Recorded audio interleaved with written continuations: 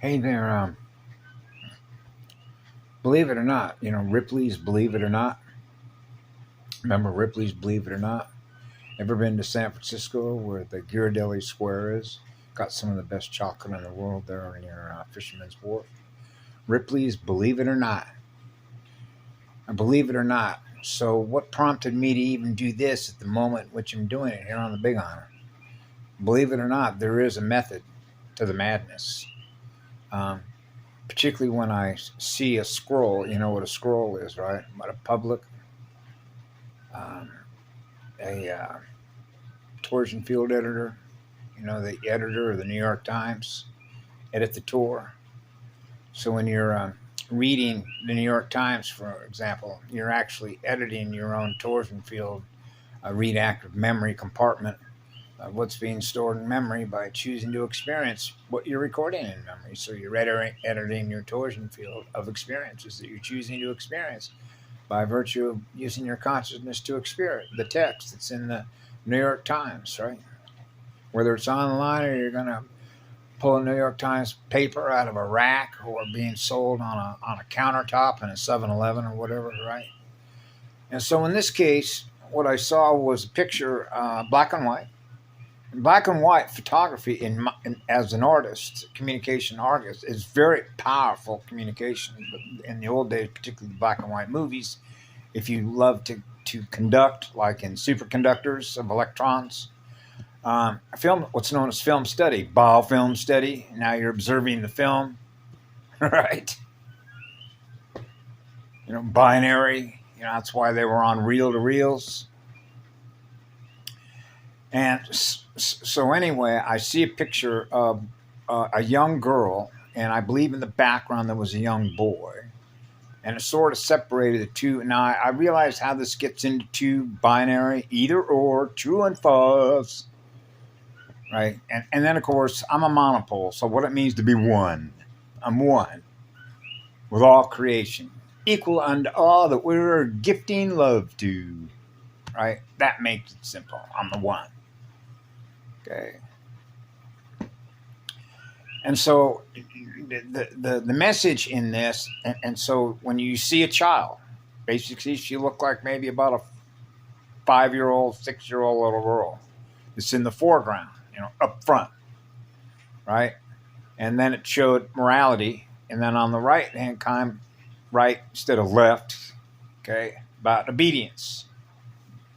Or if you will, what you're experiencing now, what you're going to experience next.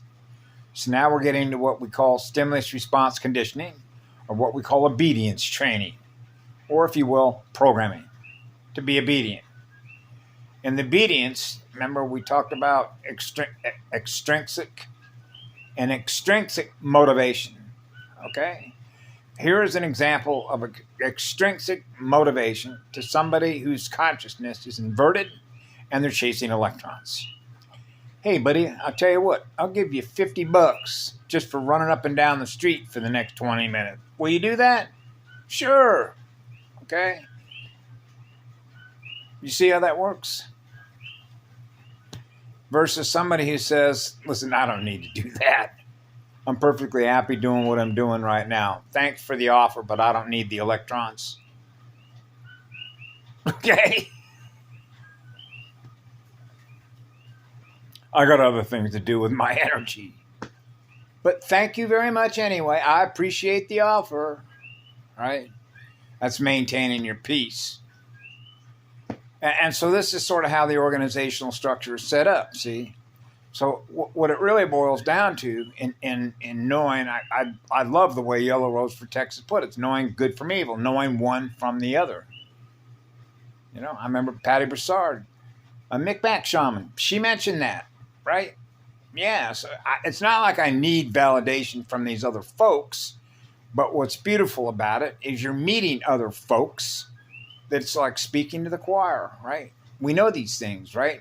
So you know these things. It's like she said one time, and I thought it was chuckling, but it's true. And on the other side of it, it's also very painful, actually, to realize that particularly when I was growing up as a child, that I realized that there's a whole lot of folks that I'm running around with, I'm going to school with as a child, And they're not aware of what I'm aware of.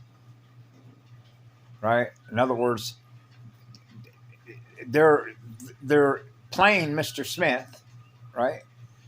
With a noose, with a hangman's noose, which means I'm dead. I'm playing dead. I'm playing dead. And I'm playing a Mr. Smith who is dead because I'm running on dead light, which means I'm running on dead light artificial intelligence, because that's exactly what I'm held captive by, because all of my soul's energy has been siphoned off. So I'm obeying the rule-based function as a computer terminal connected to the hive mind of quantum inorganic intelligence, a QI, a binary system, a copycat, a simulator. Right? Okay, so when you know that already as a child, you start running the numbers game from that point forward in 1955 to where I'm at now, right? So it's like you already know you're on a spiritual battlefield. So you already know who the enemy is, right? Controller types, psychopaths. Artificial intelligence, the psychopath doesn't want to lose control of you. It wants to attach itself to you because you're a source of energy, because you still got a soul. All right? So it's going to use all of what I call its Mr. Smith, which is droning assets, to target your consciousness, your soul. Knock it out. Drop your spirit. Consume the essence. All right? What's his name? John Trudell? I believe he was a Sioux Indian or a Lakota or a Dakota. I don't remember. I just know that he's native spirit. I try and keep it as neutral as I can, because I've heard people that are, all these different names, because that's what they did with Babylon, right?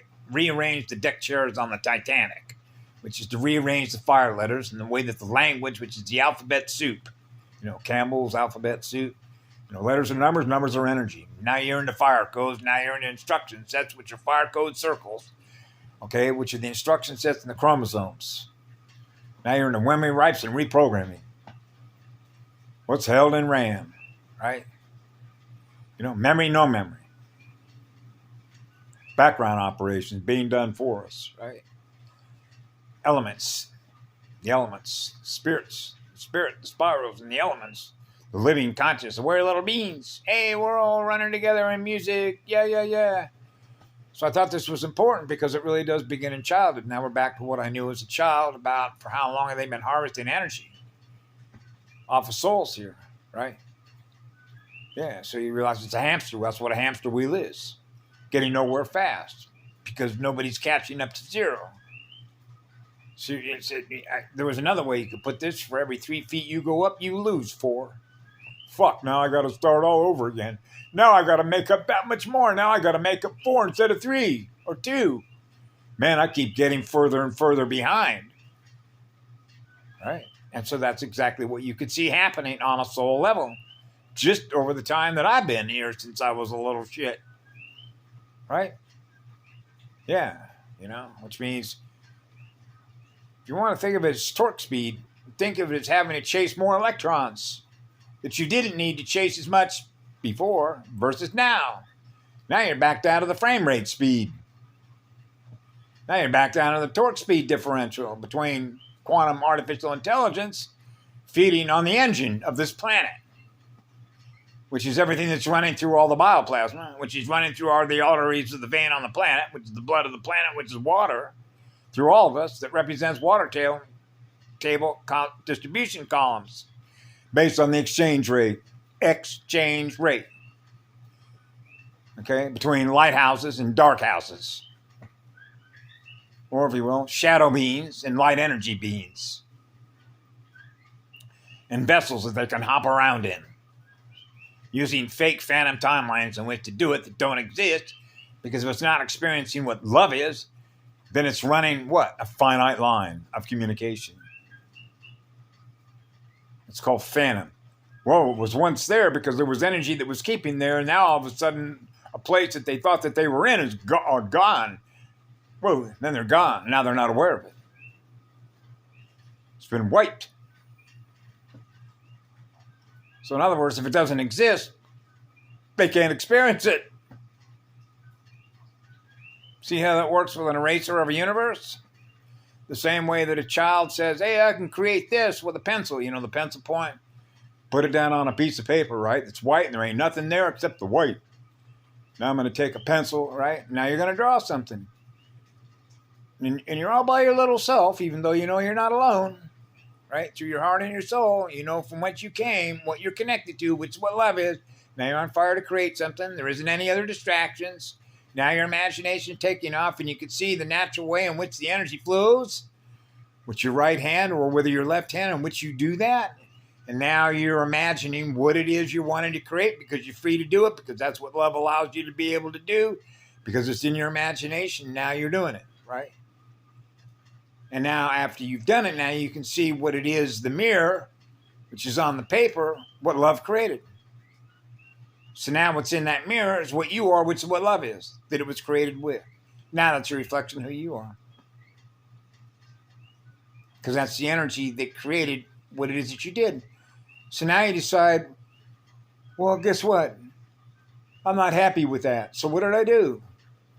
But if you are what love is, and that's what you're giving it to, then you are what that energy is that you just created into a galaxy, a seeded race, giving birth to a newborn, right? On both sides of the equation, if you will, between being both minus/plus as one, which means you're one with all creation, right? So everything that you're creating or thus manifesting or bringing in that is brand new into a realm is what love is, because that's the energy that we do it with, right? So in other words, in a realm like that, where you're experiencing the purity of who you are, which is the purity of the energy, which is the purity of your soul consciousness that is manifesting in real time, which you're now experiencing the form and energy in which you're presenting yourself, now you begin to realize you can manifest in form, because the math is going to follow you, and so will the color codes by virtue of who it is that you are in energy, which is the purest there is. Much like she did and I described with the fire. There's no mistaking that was her in spirit, showing you the line of what you would see if you've ever done a lot of artwork, you know, with different lines, whether it's charcoals or whether it's just what we call freestyle creative writing or sculpting or anything that you want to do, but it's all simulating because you're on a time delay. Because the materials upon which you're doing that with is the deconstruction of what has already been created, and now you're using the elements from which those are now deconstructed to now reconstruct something else. So you're simulating something else in a time delay system. So that's simulating, right? But nevertheless, what was important is the time in which this message showed up. Okay, so when I'm experiencing what another unit of consciousness is experiencing by virtue of putting that up, then that being was using its energy because of what it was feeling or what it was thinking at the time, wanted to put up and show others. So it is speaking to the choir that, yeah, of course, it's simple. So now we're back to obedience training, right? And so you realize as a parent, there's a difference between obedience training as a result of consequences, because the soul doesn't want to experience trauma as a result of abuse. So we know all the ways in which abuse can be experienced or trauma can be experienced, which isn't what love is. So if you're experiencing eternal unconditional love through your heart, then there is a way in which that energy is imparted, upon which that energy is guiding another spirit that is in the light, that is experiencing what love is, connected to a soul. So now the soul and the spirit and the spirit together experiencing what love is, which is what light is, helping that spirit and that soul as that body or that avatar is growing over time, space, to get to know one another and allowing that spirit to be free with that soul. Now you understand the journey, because I know from having talked to little children with the soul and the spirit that is in the avatar, when you begin to have very direct soul to soul, eyes to eyes communication, they will be very direct to you, the same way that you can speak to a bear that way, a dog, a cat, whatever's in nature, okay? Because it realizes it, because it's experiencing how much love, compassion, consideration that you have, which means they know whether you care about them or not. That unit of awareness knows whether you actually are sincere about whether you're asking. It has a lot to do with the way that they feel, and they translate the form of communication, and they can experience whether you're just, how would we used to say this? Not surface type conversations, but there's that.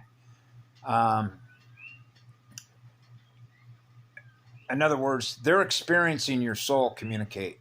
So in other words, another soul knows when it is the soul that is making the communication. Soul to soul, spirit to spirit, eyes to eyes. So this is like truth communicating with truth. In other words, the truth has been translated. So it knows that it's authentic, which means there's no agenda. There's no pretending. This is real as it gets.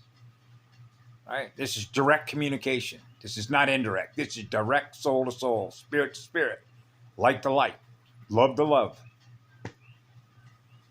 All right. So now we're back to knowing the difference. So for example, there used to be a saying when I grew up, people said you wouldn't ordinarily do, how did they put it? That a soul or a human being, as they put it, is not going to do something that it wouldn't ordinarily do. In other words, you can't force somebody to do something against their own will. They won't do it, right? That's not true. MK Ultra, CIA proves that. Okay, go watch the movie Dominoes, the domino principle. All the dominoes fall, That's why they got to clean up messes. That's why they have their own fixers, right? In that particular movie, it was real simple. They wanted to give a guy who had killed somebody, or he was.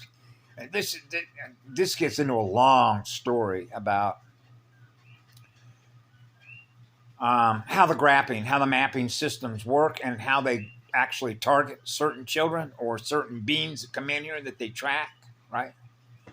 And so Max Spears on Basis Project did a good job of how the MK Ultra program works, in which to fragment the soul and create an altar. And because I've worked with so many altars throughout my whole life, trying to restore the fragments as a monopole polarity integrator, right? As a result of what they do, okay? To make assassins out of children, okay? Later, okay? They get recruited into their programs in which to do all the killing that they do on behalf of the corporate Nazi military, okay? And they're simply corporate, okay? Corpus, fiction, dead, illusion, artificial light, which is finite light. Okay, so they don't experience eternal light. They don't experience eternal love to their whole heart. Otherwise, they wouldn't be using their energy in order to create things that go to war against others. So they're going to war using their own consciousness against the law of one in their own mirror. And those are black mirrors. That mirror goes from light to dark. Because the more that they're using their energy that ends up harming others, that becomes a bank account. They keep losing energy that is accountable to their soul. Okay, as a result of what they use their energy for. Now we're back to obedience training. So when you're in the military, and this is true, okay, the civilization, what we call civilization, okay, now the way that it's defined through Meredith Quinn, as he defined it, as the difference between first law nations and primitives. They're primitive, which means they're closer to an animal or something lower in creation than they are something that is higher in vibration, which means they're experiencing what love is. So any harm that they do to anybody else, they're going to do to themselves because they have a high enough state of awareness, or if you will, light, to be able to acknowledge that. Because the speed of their mirror is informing them of that, and they don't want to experience that. Right? So you understand what a parasitic, when parasites are feeding on their energy, in their mind, they believe that they're losing energy. So since they believe that they're losing energy, they have to be a way in order to get more energy. So how do they get more energy? Off of others. So what does it do? It attaches itself to other cells. From a single cell, which is the monopole, right, to multicellular. Now you're into multidimensional. Right? And so how the math works with all that. Between loss and gain. And in deceleration, acceleration, AZ, of currents, right? running magnetic torque speeds in water worlds.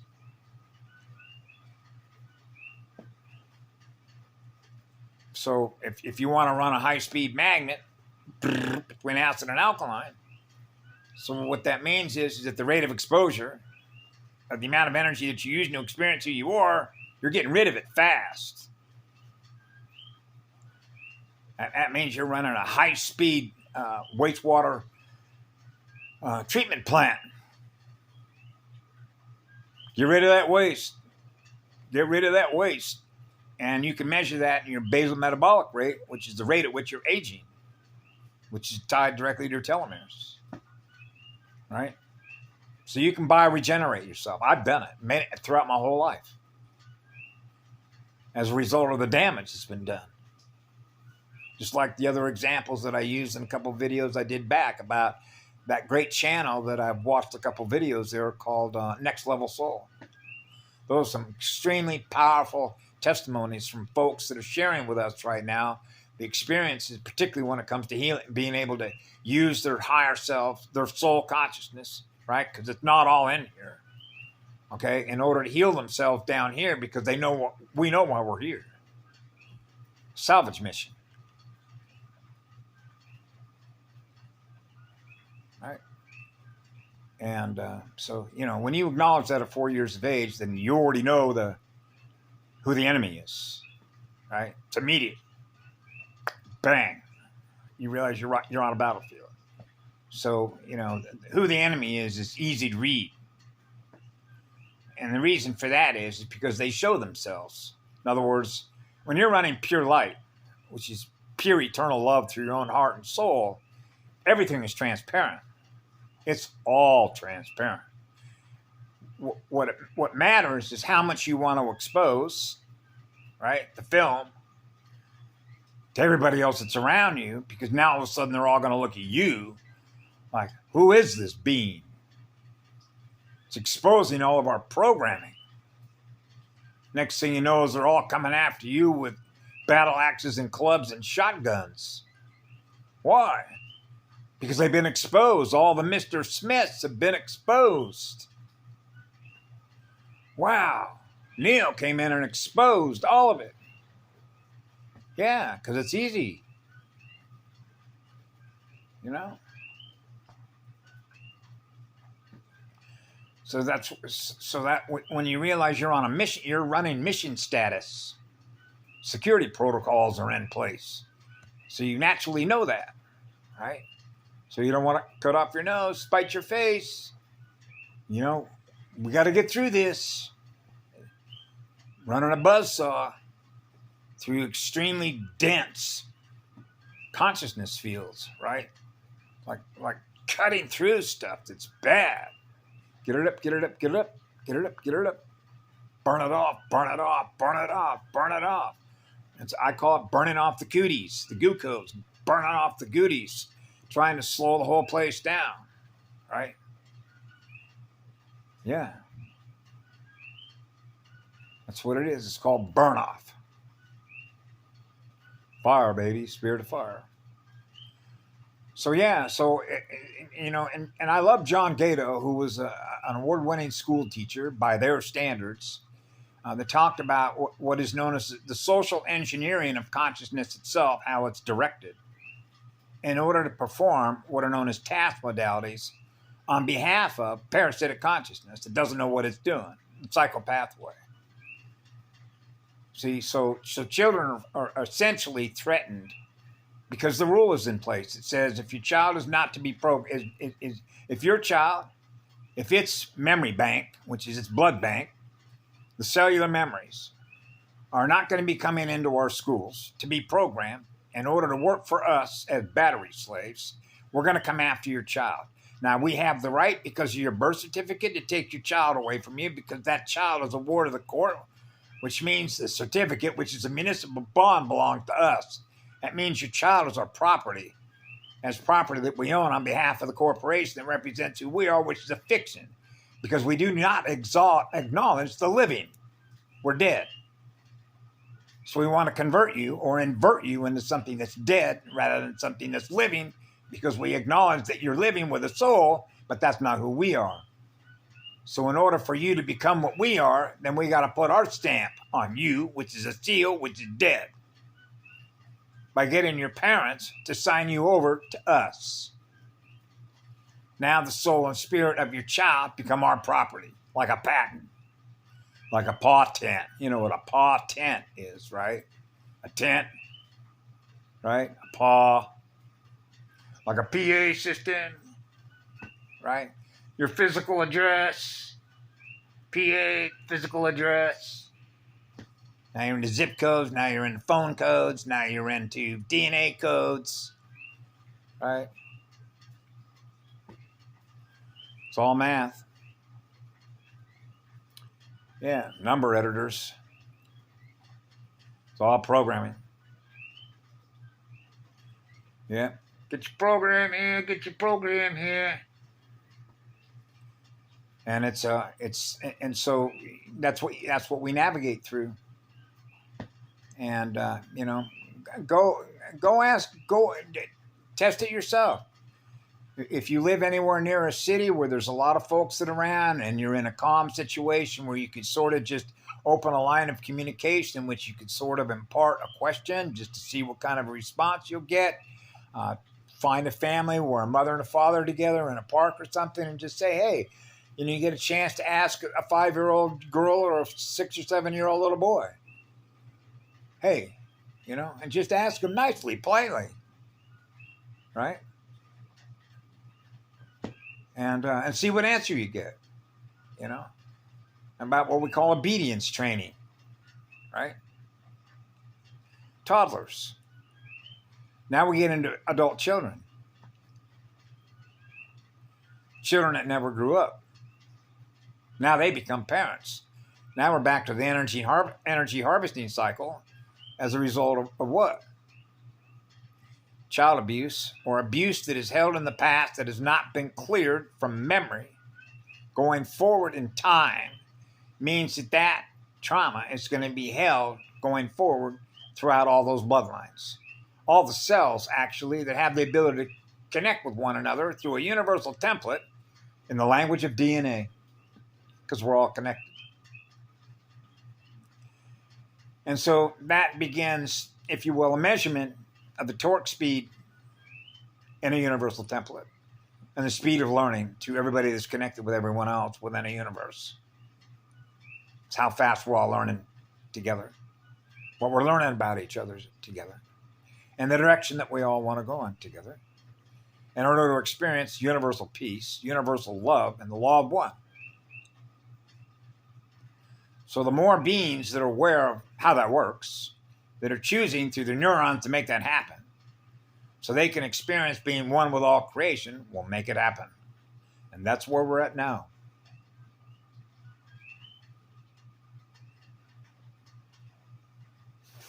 Because if people truly want to be free, and they really choose to want to experience what it's like to be free, a free spirit, then that means that they're not experiencing anything that is parasitic, that is feeding on their energy, from which they're chasing electrons, and which they're trying to catch up because they got all the energy they need to experience a state in which they're in peace. Their mind's energy is in peace, right? And they're free to create whatever they want to experience. Nobody's holding anybody's energy captive, because there's more than enough energy for everybody to experience, so they don't need any energy from anybody, in which they try and control what it is they experience by being able to extract from them and that planet system the resources therein.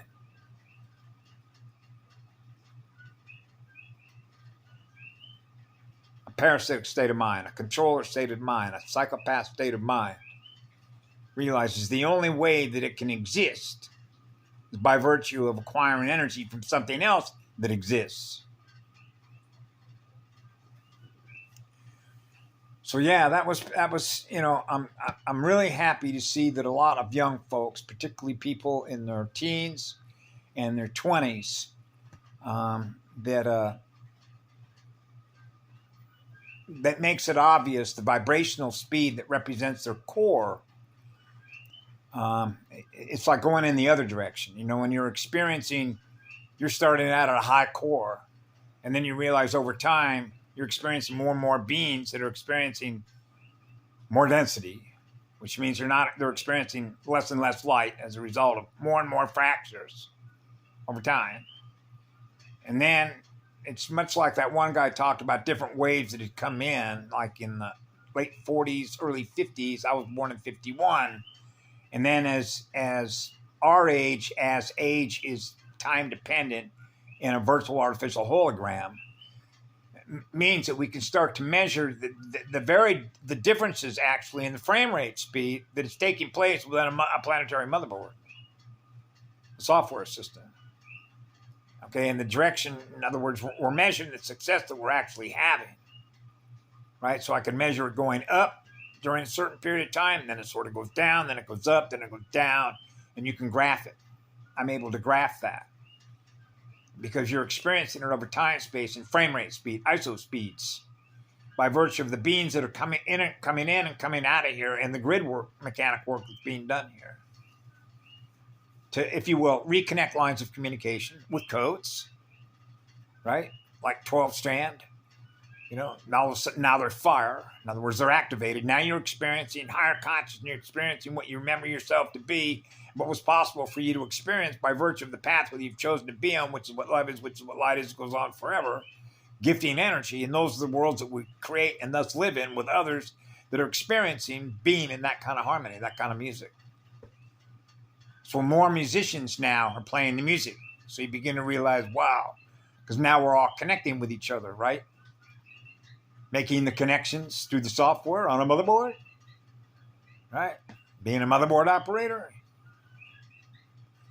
right? So they were in a race against time against that, right?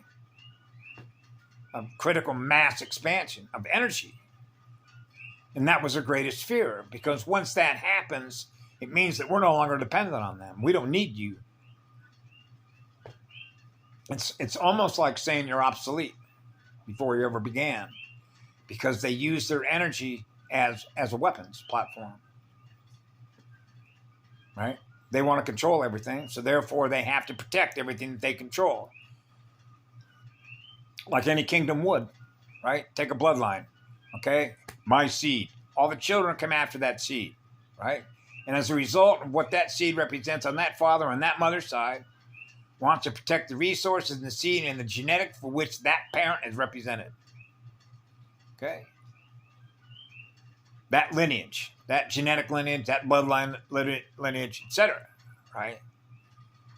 And so now you begin to realize how all these seeded races all interact with one another based on all that, which is really the difference between inverters and converters, and our ability to live in peace with each other throughout a star system, a galaxy, a universe.